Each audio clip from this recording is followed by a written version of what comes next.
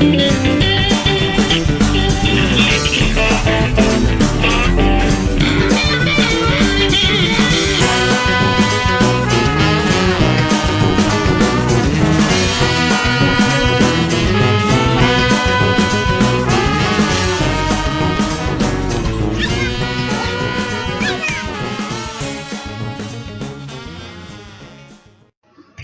morning, Facebook. How is everybody? I get a lot of questions and emails a lot from different people through the course of like months and weeks. I get emails all the time. And a lot of the questions I get are from just people in general asking different things of me as a breeder and different things that stand me apart from everybody else. I'd like to, answer questions to people just as much as I like to ask questions to them. They want to know where their dog's coming from. I want to know where our dog is going. And that should be the conversation of any kind of breeder you talk to. The breeder should be just as much as interested in you as you are them. So I've compiled a list of what I consider the top 10 things that anybody should be looking out for when you're looking for a puppy. This doesn't just go for dachshund breeders, this goes for any kind of breeder. My dachshunds might not be what you're looking for, but if you're looking for another dachshund breeder, these are just top 10 things that you should look out for when looking for a dog and searching out a breeder. So we're gonna start with number 10. A breeder that says that this is only their hobby. Let me explain what a hobby is. A hobby is something you do on the side. A hobby is something that you do when you have the time. A hobby is something to kill time while you're doing more important things in your life. So if a breeder tells you that this is just their hobby, it's just a word they stand behind in order to cover their ass for whatever they're not doing correctly. So if they tell you, well, I only have 1 or 2 litters a year and this is just my hobby, if you are giving money for that dog, it is a bank transaction, okay? In all intents and purposes, it is a tax transaction, and therefore it is a business. It is not a hobby. So anybody who tells you that this is just their hobby, where they have 1 litter every 5 years or 6 litters a year, it's not their hobby. It's a business transaction. Let's cut to the chase. You can be a hobby breeder, but you're still running a business. I don't care what anybody says. That's how it is. Sugarcoat it the way you want. And again, and in the same token, if you're doing this as a hobby, in the definition of a hobby, well, are you really taking this seriously? A hobby is something you do on your spare time. Are you breeding dogs on your spare time? And what kind of quality of puppies are you giving out in your spare time? This should be something you're 100% dedicated to, and it shouldn't be something that you just do on a whim and when you have the time, like a hobby. It's raising dogs isn't a hobby. Putting model cars together is a hobby. Fixing up an old car is a hobby.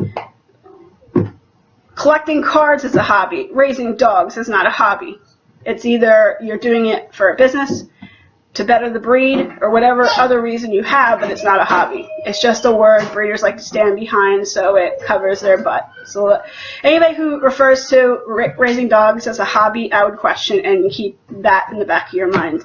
Number 9, no more than 3 breeds at a time. So if a breeder's breeding more than 3 breeds at a time, I would wonder why. It takes a lot of energy and money to raise dogs. So if you've got that much time to dedicate to 3 different breeds and making sure you're raising quality puppies, well then, more power to you. But the average person with a job, a family to take care of, and so on and so forth, doesn't really have the time to dedicate to 3 different breeds of dogs. None there stay up with everything. Now if you have a kennel, if the person has a kennel and they raise, say, 3 or 4 different kinds, and they have the manpower to take care of those kind of dogs, that amount of dogs, I mean, that's great, whatever. But if you are a sole person, if you are, solo on this, and you're raising 3 different kinds of dogs, I would question why, and I would ask the breeder, why 3 different breeds of dogs? How often do you breed those dogs? What kind of knowledge do you have on all 3 of those dogs? There are people that raise 3 different kinds of dogs, but this is the kind of thing where I would ask questions. Why Rottweilers, Pinschers, and Chihuahuas? Why, why this, why that? I would ask questions. Ask questions. It doesn't make these people bad people, but it just makes you need to you need to ask more questions. Number 8, if one proprietor, okay, of a business has 20 dogs, and I'm not talking about puppies.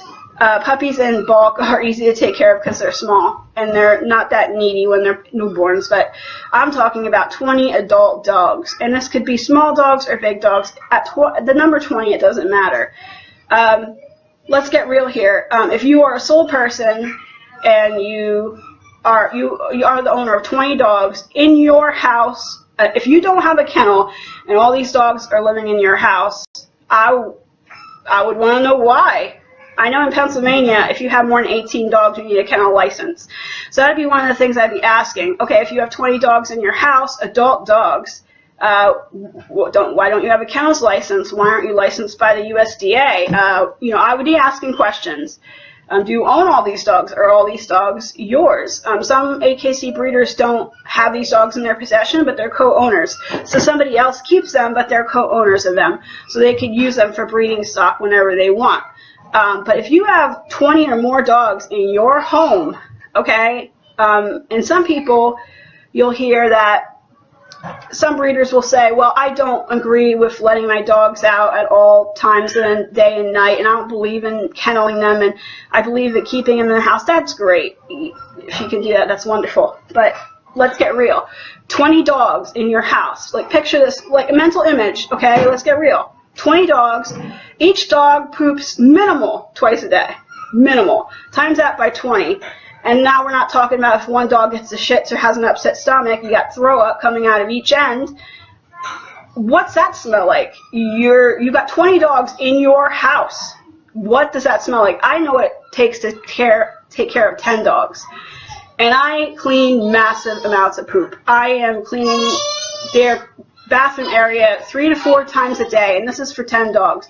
I can't imagine if I let 10 dogs loose in my house all hours of the day and night. I would have no house left. I'd be on like those shows where you see like these people, the SPCA comes in because their dogs are living in deplorable conditions. Like, there's no way, So, in all honesty, if somebody has that many dogs without a kennel, I'm not talking about kennel owners, I'm talking about people that just have that many dogs in their home, their own personal residence.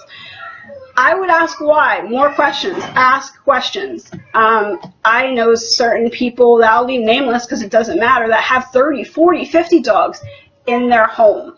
I ain't going to mention names. But this is the part where you need to ask questions. Why so many dogs? Why in a house?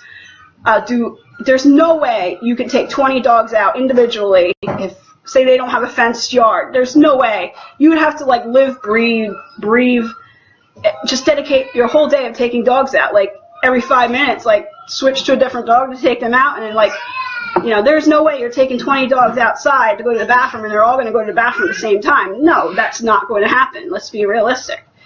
So, anybody who has more than 20 dogs in their own personal residence, I would question. I think you should, if it's a home-based breeder, they should be small. 15 dogs or less, that's a manageable amount for one person. 20, 30, 40 dogs is just insane for a non-kennel breeder. It's just insane. So please ask questions. It's not a big red flag, but it's something you have to ask questions about. I keep saying questions, questions, questions. Ask questions. More people ask questions about a car that they're going to buy than they do a dog, or a computer that they're going to buy than a dog. And it's just sad because, a computer, something happens to your computer, the company will replace it or whatever. But a dog, you can't replace a dog as easy as you can a piece of equipment. This is the health of your dog. You ask questions, please. There's so many people that don't ask questions. So, number 7, designer dogs. Some people breed designer dogs, and that's okay. They're called mutts. I have a big pet peeve about that. They're not designer dogs, they're mutts. They were mutts when I was a little kid growing up. We used to get them for $1 or $2 at an auction. You didn't know what they were mixed with. You had no idea how big they were going to get. You had no idea what kind of personality traits they were going to have. It was kind of like a wait and see. Designer dogs are no different. The breeder can tell you what they think they're going to be like, their temperament and so on, because they've bred the same mixed breed 100 times, but they really have no clue. Okay?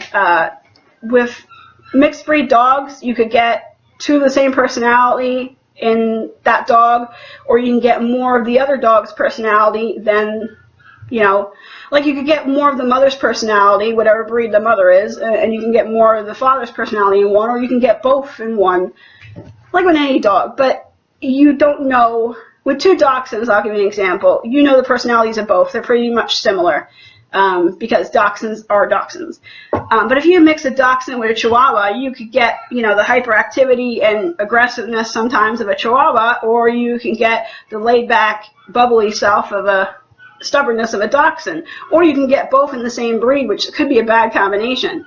So you gotta, if you want a designer dog, that's great. I ain't here to preach to anybody, but they're not designer dogs. They're mutts, and I don't think you should pay a designer price tag for a mutt. I think a couple $100 for a mixed breed dog is reasonable, just to keep away the people that can't afford a dog, period.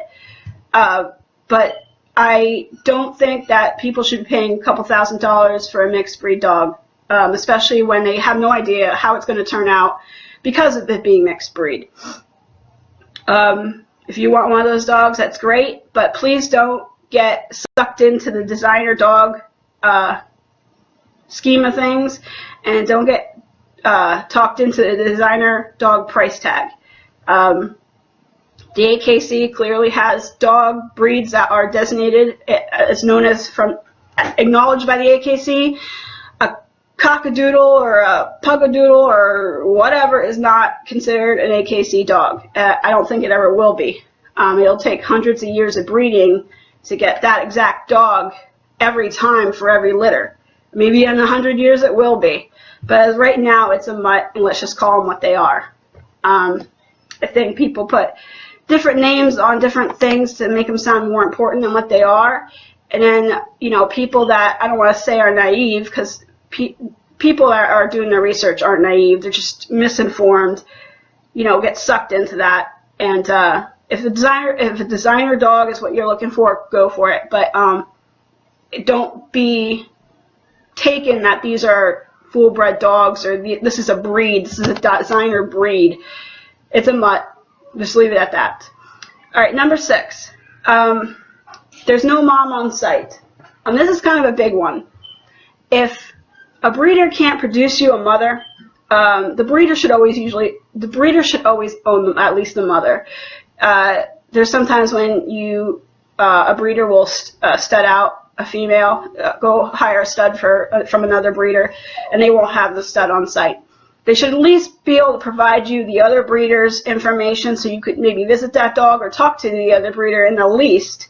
And but the breeder should always have the mom on site. If she does not have the mom on site, I would, again, ask more questions. Unless that mom died or something horrific happened to her in the birthing process, they should have the mom.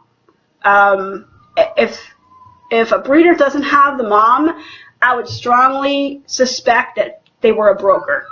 By broker, I mean there's people out there who are puppy brokers. They're not all bad, okay, I'm not singling out brokers, but you just need to know what you're getting. There's people out there who buy puppies from puppy mills or other small breeders who don't really know how to get their dogs out there, or don't have the exposure to get their dogs out there and placed. So brokers will come up and they will buy the dogs from the breeder and then sell the dogs to whomever. So most brokers will sell to puppy shops, pet shops, places in the mall.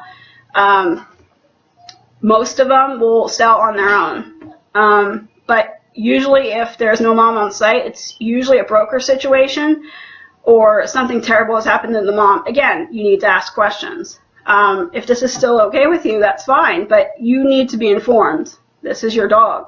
you're going to be taking care of this dog for the next 15 years.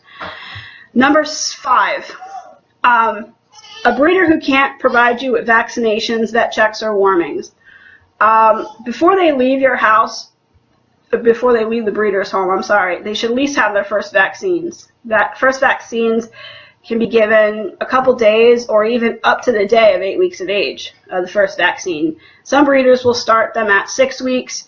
However, my veterinarian thinks that's kind of like a little bit of shooting yourself in the foot, because when the puppies are still nursing, you have that maternal antibody interference, and the shot becomes less effective because of the natural antibodies in the mom's milk.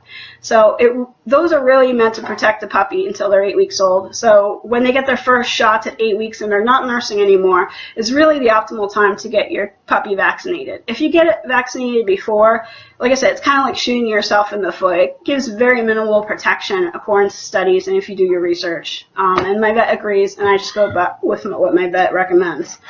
So your puppy should at least come home with their first set of vaccinations, and at least a couple of warmings. Some breeders don't aren't worm Nazis. Some are. I worm pretty aggressively here. I make sure that our puppies go home with no to minimal parasites as possible. All puppies can have worms, okay? There isn't a situation where if your puppy comes home with worms, it means that you got your puppy from a bad breeder. Puppies just get worms. Puppies are puppies, okay? They usually get them from their mom, who gets them from something in the environment or from another dog.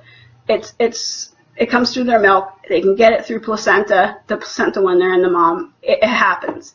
But they should really be coming home to you with minimal parasital exposure. They should really be coming home with minimal.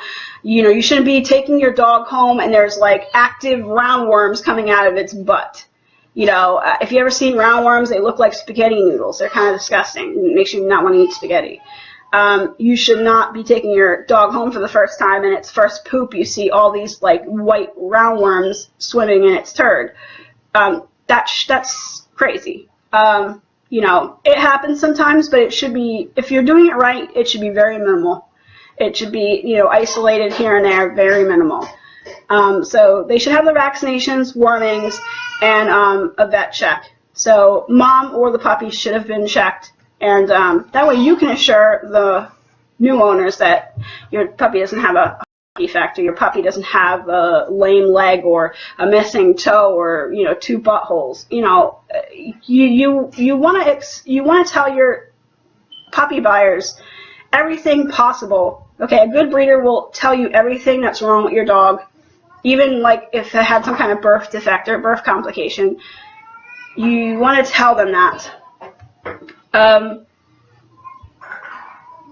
I have puppies that are born a little less perfect, and that's not my fault. It's just the way they were born. I always tell the people before they go home what happened, what they're going through, or what needs to happen in the future. Nobody leaves here uninformed. Now, sometimes something will happen to a puppy where later down the road it'll get diabetes, or it'll have some kind of like condition that wasn't caused by its breeding or its birth. Those conditions are just considered, health. Okay, that's general health and maintenance, taking care of your dog. No breeder can guarantee you 100% health of your puppy. They just can't. That's a big oxymoron. Nobody can guarantee your dog's going to live 15 years and never have any kind of problem. That's ridiculous. Stuff happens. Nobody can guarantee the health of your puppy. However, they can guarantee you're taking home a healthy puppy. They can't guarantee what's going to happen 5 years from now, but they can guarantee that your puppy's not going to die 24 hours after you take it home. That's the only guarantee a breeder can really give you in the long run. Don't get talked into or convinced of these long-term contracts where they guarantee 100% the health of your puppy and blah, blah, blah, because most breeders who are like that won't stand by it. It's just words, smoke and mirrors.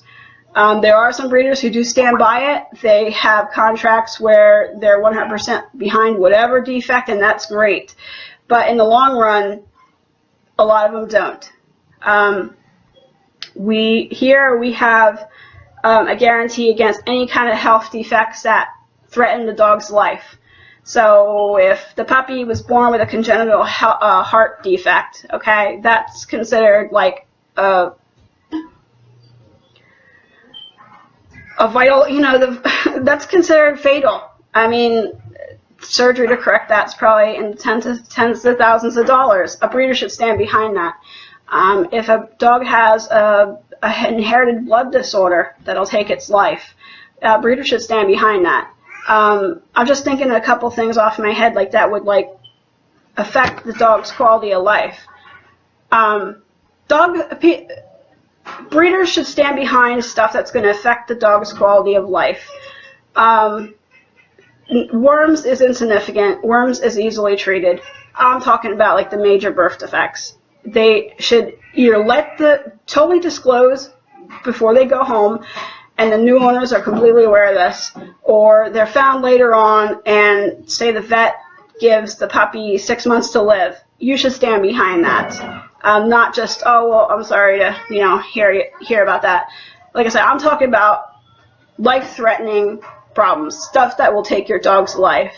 I'm not talking about just health maintenance and health, getting your dog regularly checked by a vet.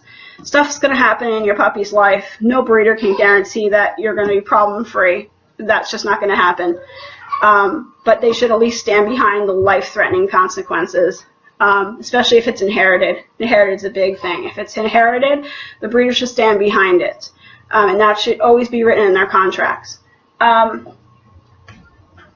So one more thing I want to touch on with number 5 is if they're sending home the puppy with no vaccinations, no warmings, no vet check, you have no idea what's going on with this puppy. You take it to the vet could tell you it has 6 months to live. That's no good for you. And again, I'd ask questions to the breeder. Why don't they have vaccinations? Why don't they have warmings? Why don't they have a vet check? Ask questions. And if they don't want to answer your questions, you just got your answer. Don't deal with somebody who doesn't want to answer your questions or gets irritated when they ask you questions. Don't deal with that. This is a dog. You cannot save every dog. Okay, everybody's all inclined to, oh, I gotta save this dog. It's just gonna wind up heartbreak for you. Heartbreak, and you're gonna be broker in the end. I wish I could save every dog too, but unfortunately that's not how life works. And if we save this dog, the breeder's just going to keep breeding dogs that have that and maybe even more problems. So we're just like escalating her need to produce more dysfunctional, unhealthy dogs. So really, what are we really rescuing? So that's pretty much number 5. Again, I keep saying over and over again, questions, questions, questions, ask questions. If they're irritated by your questions, you're probably going to want to go on to another breeder. The more questions you ask me, the more inclined I am to give you answers, because I want to see that you're into this. You're into the healthier dog. You want to get as knowledge as possible. So I'll dedicate an hour or so on the phone or wherever to answer your questions. I have no problem with that. I would never get irritated by answering questions. So number 4 is a breeder who doesn't have an open door policy. You're going to want to ask your breeder, do you have an open door policy? Which means you'll take the dog back no matter what the age, no matter what the problem, no matter what the condition. You don't judge, no judgment, no judgment. So if their house burns down to the ground, they have to go in an apartment and they can't keep dogs where they're at, that's fine. So you'll take the dog back. I've had a teenager bring back a dog because she was starting college and she couldn't take the dog anymore. Her parents couldn't take care of it. We rehomed the dog. Dog came back. I think in 10 years of doing this, only 4 or 5 dogs have ever come back to me. And they were all rehomed back into our own dachshund community, meaning people who already have our dogs who are willing to take on an older dog that wasn't a puppy, and those placements worked out pretty well. And those dogs haven't come back to me a second time. So that's what a good breeder will do. They will always take their dogs back no matter what, no matter how long it's been. Don't expect a refund now. Most breeders won't give you a refund. I mean, it's usually non-refundable. This is your own, this is your responsibility. But they will rehome them. Some people will, try to sell the dog anyway when they can't keep it because they want their money back, but they're never going to get their money back. Let's get real. All the time and vet and care and food they put into it, they're never going to get that amount back.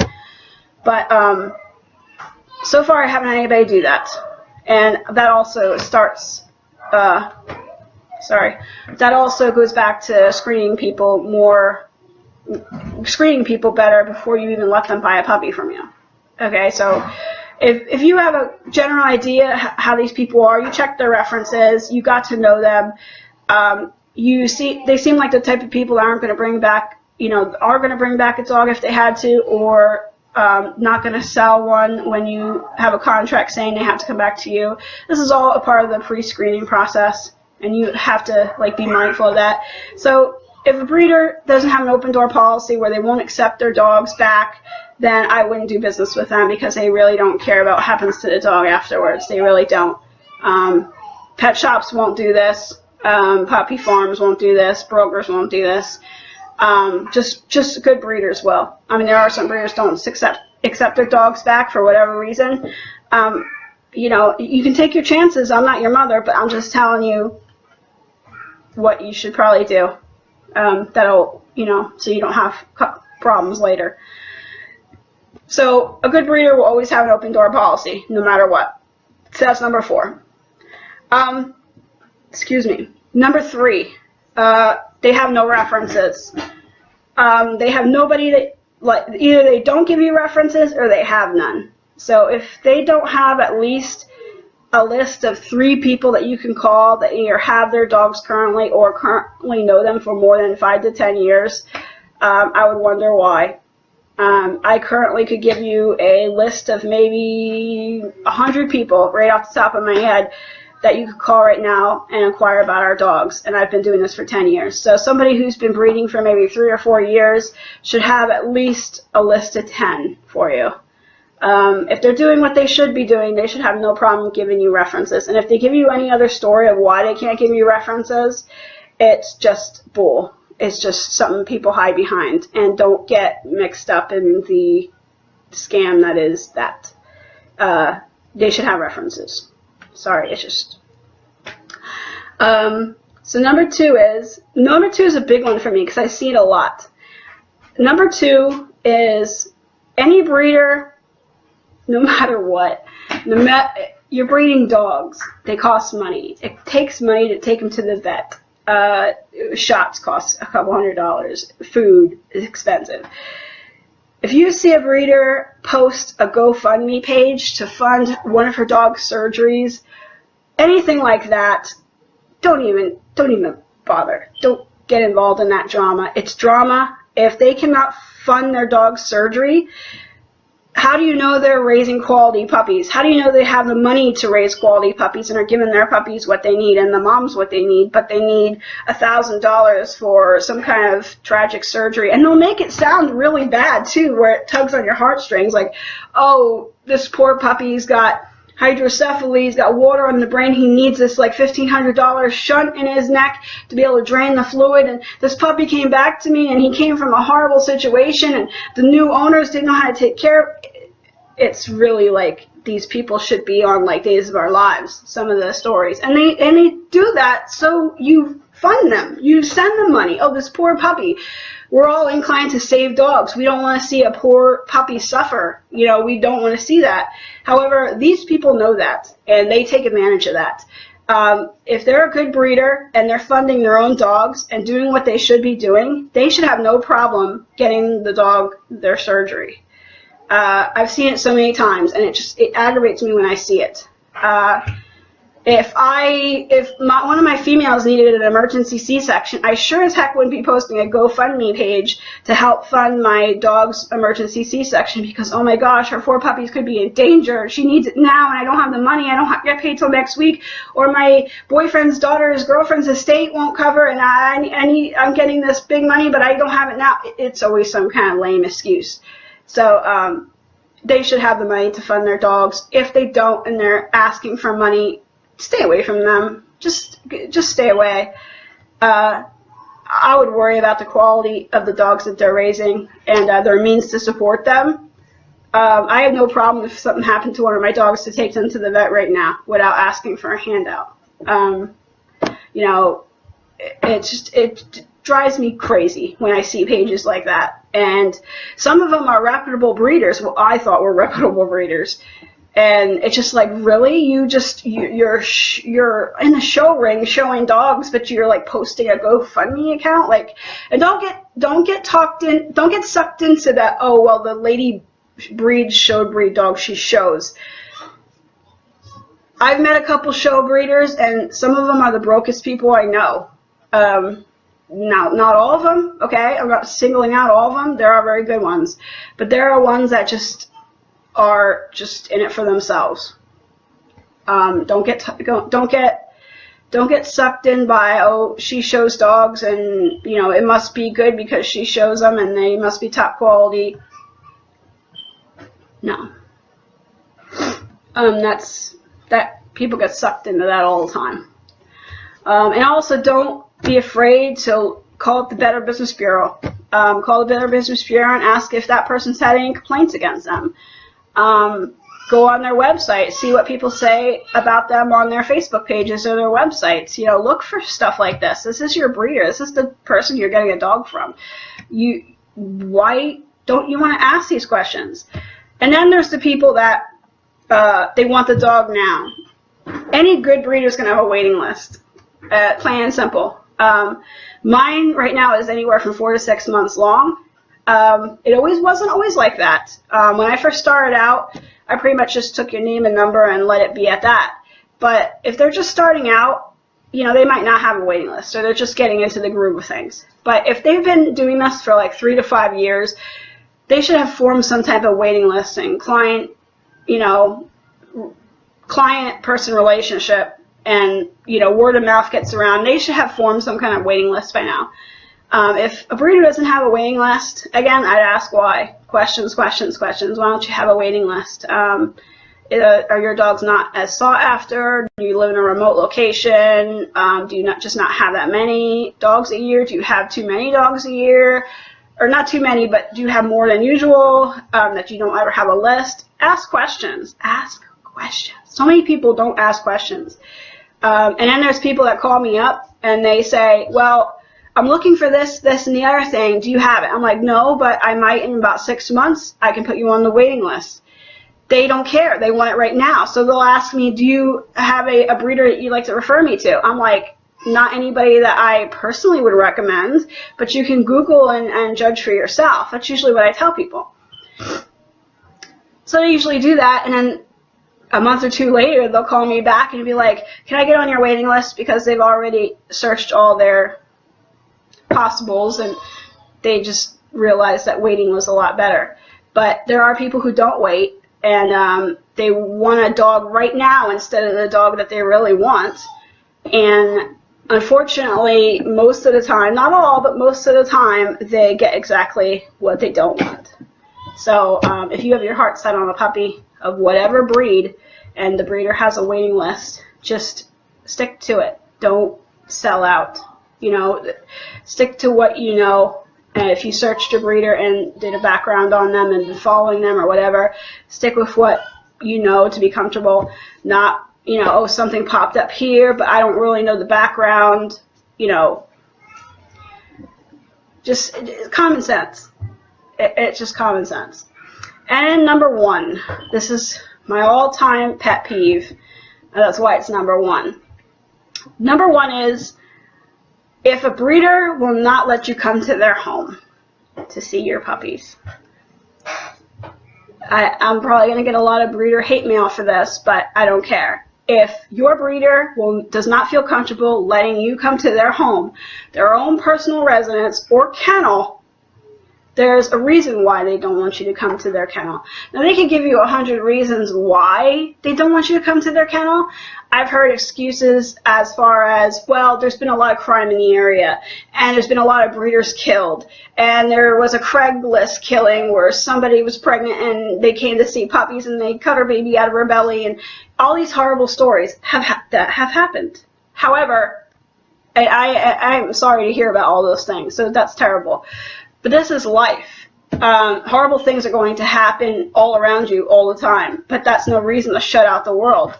And also, that's no reason to not bring people into your home.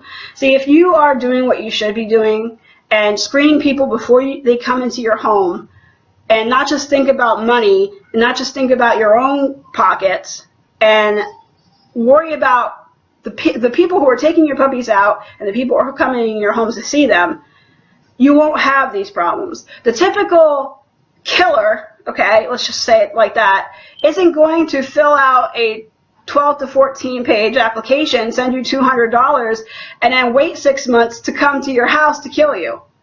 All right, let's just get real here. All right, that just doesn't happen.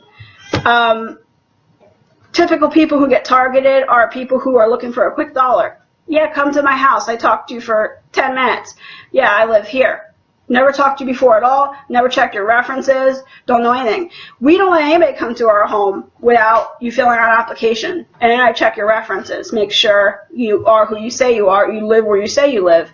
People who lie on their application, we don't even bother calling you back. We send you back your application. That's only happened once.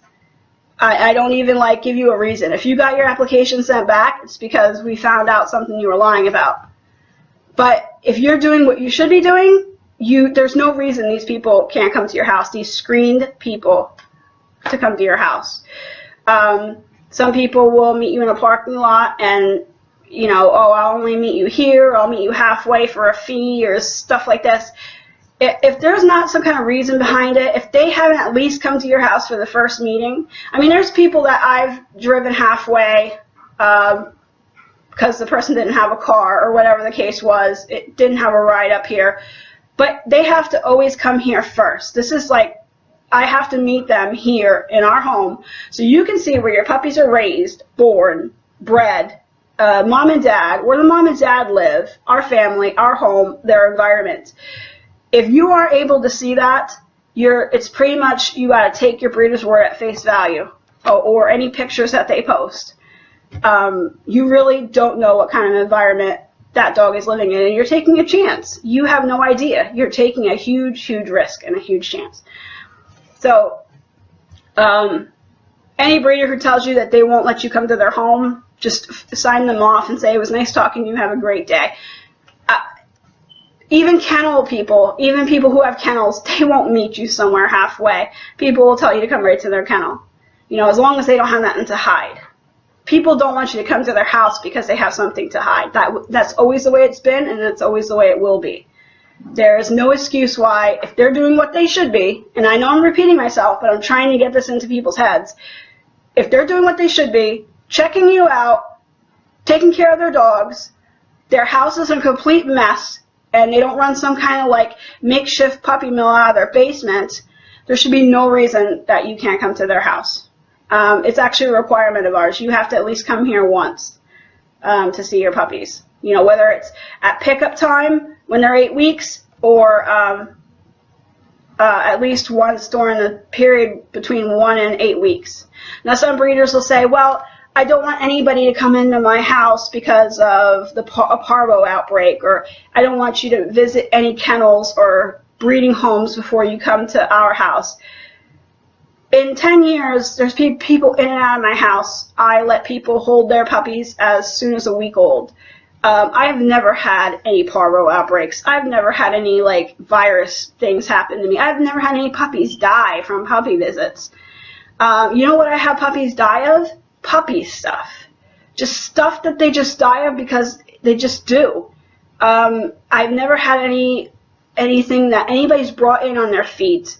If you have a person take their shoes off at the door, you shouldn't have to worry about anything being drug into your house. You have them wash their hands just like they would a newborn baby. That's just an excuse. It's just an excuse, and it just drives me nuts when people just stand behind that. Well, there's this outbreak going on, and there's this outbreak going on. And if you are checking these people out, there's no reason you cannot leave them in their house, in your house. There's no reason. It's getting me torqued up. That's why this is number 1. This is number 1 and always will be number 1 on my checklist. I just don't get it. You think you're safer in a parking lot You know, by their own logic. They think they're safer in their own in a strange parking lot than their own home. I mean, in some states you can't even carry a gun. I know in New Jersey you can't conceal carry. I might be like off on the logistics of that, but I know you can't carry over state lines. We're in Pennsylvania. But if you're in your home and you're in your safe haven, you know, you can carry, you can have anything you want in your house, you know, besides anything illegal. But, you know, in a parking lot, you know, you're more vulnerable than you are in your house. Really? I just don't get it. Use common sense. Use common sense. So, yeah, that's a big one. They don't let you come into their house. They don't let you see their dogs, where they're raised, where they're born, the conditions in which they're born. And just for the record, if somebody has 15 dogs crammed into a 5x6 space in their home, run. Just freaking walk out of the door and just like, don't, you know,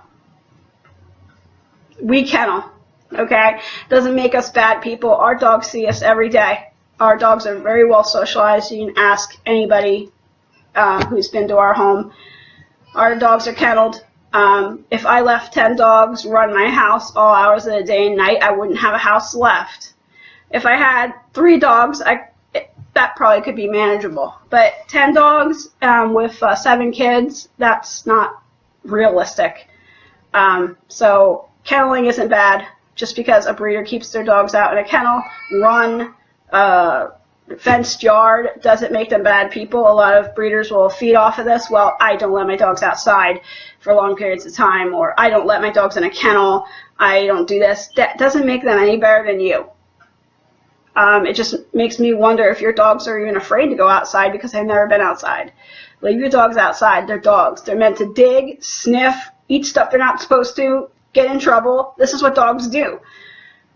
But anyway, that's number 1 will always be. I hope everybody enjoyed this. But those are my top 10 things to watch out with any dog breeder. I hope it was helpful. I wanted to get that off my chest for a while now. There's one more thing I'd like to add to number 1. It's very important. I'll just use this as an example. There are some breeders out there who will make you sign your life away. Sometimes 20 to 30 page contract. Okay? Don't get talked into that. Don't sign anything you haven't read. The only thing that you should have to sign is a spay or neuter contract and a guarantee that your dog won't die when it leaves your house. If you're signing a contract that gives the breeder permission to come to your house, to confiscate the dog anytime they want, to do this, to do that, some of them are pretty intense. I would not agree to that, or don't sign it. That's ridiculous. You should only really have to sign 2 places, and that's your acknowledgement of that your dog's free of any kind of life-threatening diseases or conditions, and you should be signing a spay or neuter contract that you agree to get the dog spay or neuter at 6 months of age. Anything that's this thick, you should probably not sign, or please read it before you sign it. Those contracts, those type of contracts, are not there to protect you. They're there to protect the breeder solely, because they're either not doing what they're supposed to do, or they don't want the drama of you coming back to them and saying, my dog's got 2 months to live, it's got this terrible heart defect, what are you going to do about it? Well, you signed on page 465 that you acknowledge that your dog had. Don't fall for that. It's just to cover their butt. It's not to protect you whatsoever. And they'll probably be the type of breeder that disappears and just loses your phone number, and you'll never be able to call them, talk to them again. So please be aware of that. There's nothing wrong with having a small agreement, spay or neuter contract, and a health guarantee that they're not going to die, or, you know, they're not, although, that they're not going to die like of a life-threatening complication that could have been prevented in the course of birthing, breeding, so on and so forth. So the health guarantees are only as good as the person standing behind them. I can, you know, take a poop in a box and mark it guaranteed. It doesn't really mean anything. So just be aware of the contracts. Some of them are ridiculous, and some of them are too far-fetched, and please read before you sign anything. I always read my contract to everybody before they sign it, and if they have any questions, I ask them if they have any questions, and I always give them a copy of what they signed. But that's it. Less is more. Don't think because you're signing this huge contract you're getting like some kind of protection. It's just to protect them from you coming after them later. And like I said, there's breeders out there who have those long contracts, and they're not going to like what I just said, but I don't care because that's the truth. The ones that keep it simple are the ones that usually don't have anything to worry about because they're doing what they should be doing. So keep that in mind. The ones that have the long contracts usually have something to hide because they need to protect themselves. So I hope everyone enjoyed this. I hope it was helpful. And thanks for watching if you made it this far.